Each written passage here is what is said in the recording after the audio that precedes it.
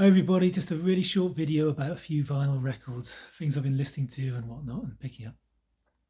None of us can hold a candle to some of the people in the VC. Dave at the moment, VC ambassador, mind blowing the stuff he just flicks through, flip videos of just some of the most incredible records ever.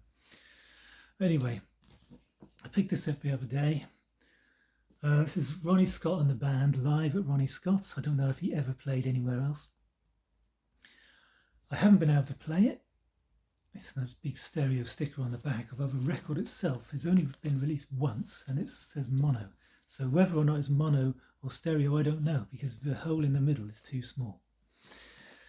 But it's an interesting record I'm kind of looking forward to because there's some interesting people on here. John Sermon is on here, on alto, I believe. A baritone, I should say. You've got Tony Oxley on here on drums. Kenny Wheeler is on here. Interesting selection of tracks as well. Some are written by the members of the band, but you've also got a couple of Joe Henderson numbers, Record Me. You've also got a Mike Westbrook number, which is really interesting. I'm looking forward to that, called Too Late, Too Late, 1969. Not something I think I've ever seen anyone show before, right, John? I'm looking forward to this. It should be quite interesting because when Ronnie Scott was playing with some of these big people, I mean, he had some great stuff going on. So it'll be interesting to hear that. Now, on a completely different jazz note, this is Dave Brubeck, Jazz at Oberlin. Now, you might think, whatever, Dave Brubeck, so normal. But what's fascinating about this record is the blurb on the back.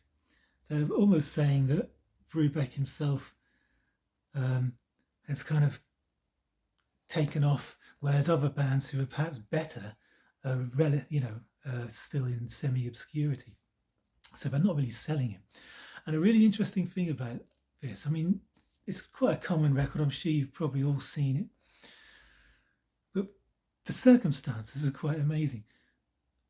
Before this gig, there was a big fight between Paul Desmond and Dave himself. Paul Desmond was the alto player. And they didn't talk to each other after this. They never spoke again. The argument was so big, that was it. And they got through this gig. Now, the interesting thing is, again, on the back here, it says that the kind of tension and angst between the two was apparent, but judging by the results, Desmond came off on top.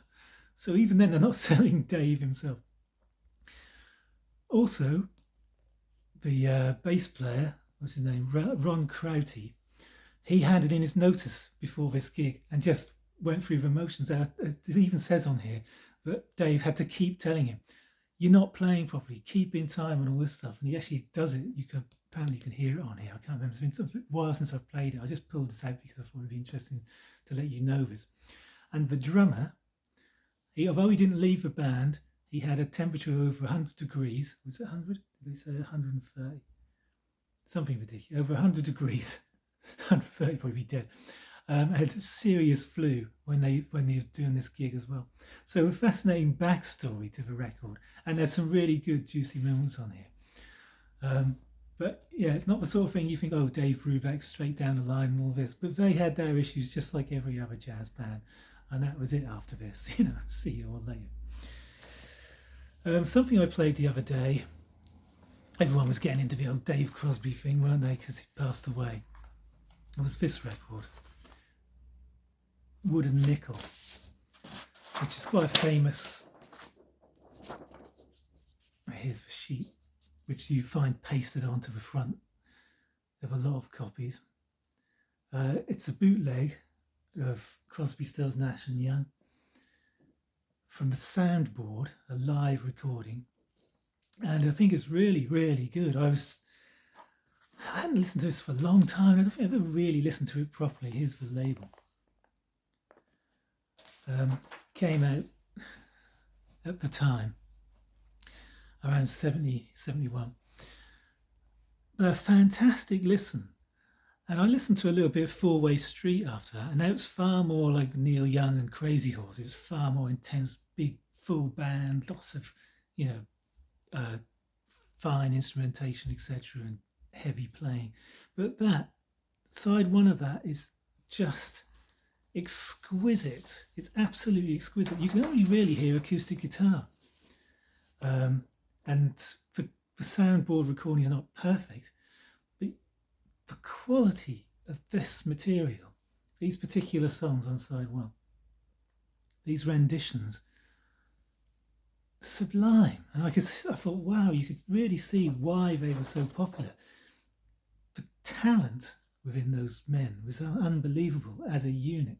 I think they seem to work better in a live setting. When you hear some of the studio stuff, it's a little bit, it's not twee, but you know what I mean, as a sort of gentleness, and it doesn't always, you don't always want it. It's a little bit too wet. This, on the other hand, and there's a little bit of talking between tracks, and so just wonderful, wonderful stuff. If you haven't heard it, it's not perfect. The last track on side two, the sound volume drops, and on side one, sorry. But side two is a heavier sort of side. But if you haven't heard it, it's really, really worth listening, especially to those tracks. There's a sort of fragility and yet a real, just like a effortless ability to do it without the kind of syrupy thing that you may be thinking of. That in the live setting, their voices are a bit rougher and a bit great. Anyway, I'll just show a couple more bits because this is supposed to be a short video about records. I'll save some of these others. I will just briefly say I listened to this the other day. Rainbow Bridge. Could Hendrix ever do wrong? He couldn't, could he? Although I'm not a fan of some of the stuff on Electric Ladyland. I don't like the long Voodoo Child, just whatever. I haven't heard it about 30 odd years, and I never want to hear it again. Of course, Voodoo Child's Slight Return is a whole other story. But this is just fantastic from start to finish. Again, it's another one that's been on the shelf for years. And I just thought, well, why not? And I'm so glad I did. What a fantastic record. A couple of bits you think, oh, that sounds like another one of his tracks. But my goodness, this guy, he was just in a world of his own, wasn't he? Absolutely in a world of his own. Could anyone at the time in particular have touched him? I don't think anyone could touch him now. There's still a sense of, he was always seeking something. That's the way it comes across to me. Every time you see him, it's almost like the Status Quo album title, In Search of a Fourth Chord. You know, this guy was going beyond all of the chords and trying to find something beyond.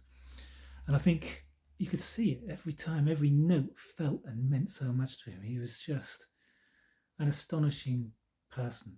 And it's, sometimes I wonder what he would have done. You think of 50 years, he would have lived another 50 years. Incredible stuff he could have turned out. Just, obviously I'm saying all this stuff, we all know it. I'll finish off with a couple of these. This like tear down the bottom here. This Wagner record. This is Rudolf Kempen, Berlin Philharmonic. It's a mono LP. HMV. I've found of late that classical music, not all, but especially the more string orientated melancholic music has really, really been touching me and taking me places far more than rock music can.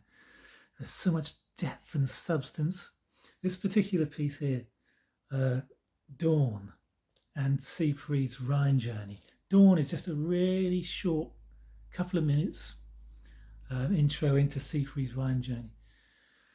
Oh my goodness, it's I'm going to use these words over and over, but it's sublime. It's so subtle, and yet it speaks of dawn, but there's an ominous quality to it as well. It's top drawer.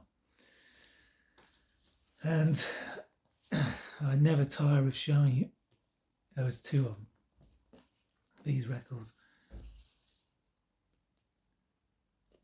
I did show in a video once, and I took a video down. These are on the old classic SAX label, of course. I've shown them in a classical music video before. SAX. these pieces again, these Wagner instrumental pieces are just astonishing. And I think with Klemperer in charge, they just take on a life beyond other versions I've heard. I just always, if I listen to this stuff, it's these records. I'm not into the huge operas. I'd love to be able to have the patience and the time and all the rest of it to sit into the opera. But these preludes and acts from the operas, and they're just on another level. They really are. If you want to hear music that's going to move you and challenge you and take you away from the norm, this is what you need to be listening to. This Lohengrin Prelude, it's on this one, Lohengrin Prelude Act 1, used in the film Melancholia. I'm just sort of running out of words. I want to be able to go into detail with all of this, but I keep thinking it's supposed to be a quick video and I'm already at 11 minutes. I highly recommend listening to some of this stuff. Here as well, we've got Tristan and Isolde.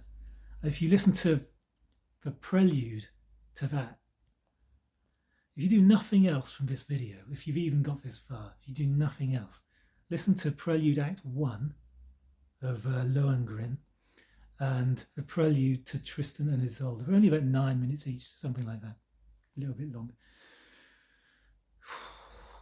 I think they're potentially life-changing pieces of music, and that's a big statement. That they're the kind of thing where you wonder what you've been doing the rest of your life. Why haven't you been listening to this stuff more? And I've kind of been more like that of late. I just like, my goodness. I'll probably do a video specialising in a couple of classical things. I haven't done it for a while. I've got a few videos I need to get on top of, because I started these things like the beautiful music videos. I started these different kind of series and I haven't actually got particularly far with them. It's partly I've been a little bit in two minds as to whether, well, if I've really got anything else to say or to offer, really. That's the truth of it. Anyway, it is what it is, and I will see you all later.